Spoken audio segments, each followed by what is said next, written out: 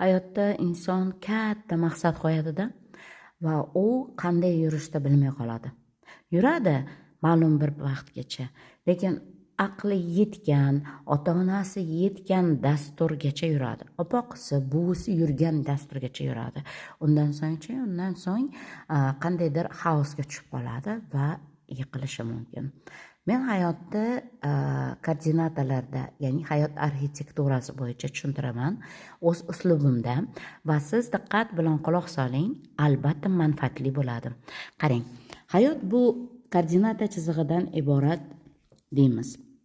Mana bu bizning yo'limiz deydigan bo'lsak, aqlimiz bor va tafakkur onga aylanadi. Biz markazdamiz. Biz markazda turishimiz uchun balansir kaltagi desak bo'ladi mana buni. Ya'ni biz vektorda harakat qilamiz har doim. Ruhan o'samiz, mana bu yerda esa ajdodlar, ota-onani dasturlari bo'ladi va biz har doim ularni ham unutmasligimiz kerak bo'ladi, chunki ular bizning tomirlarimiz. Bizda ichki stержень mahkam bo'lishi uchun biz har doim ajdodlar bilan birga bo'lishimiz kerak, ya'ni ularni eslashimiz kerak. Qarangki, biz bu yerda ketyapmiz balansir kaltagi orqali.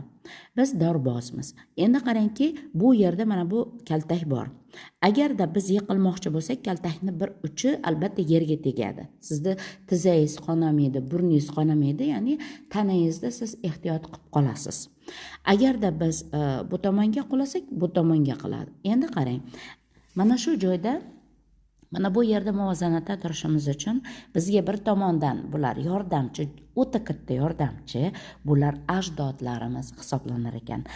Ota-ona, opoqi buvilar, undan so'ng katta buvilar, katta opoqilar va albatta keyin ajdodlarimiz.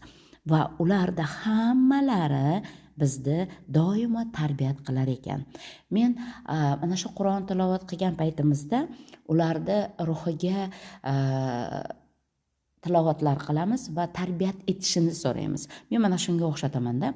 Va biz ota-onamizni rozi qilgan sarimiz bizning kaltagimiz havolar almashganda, shamol bo'lganda bizni yiqitmaydi. Yiqilsa ham yerga tiralib qoladi.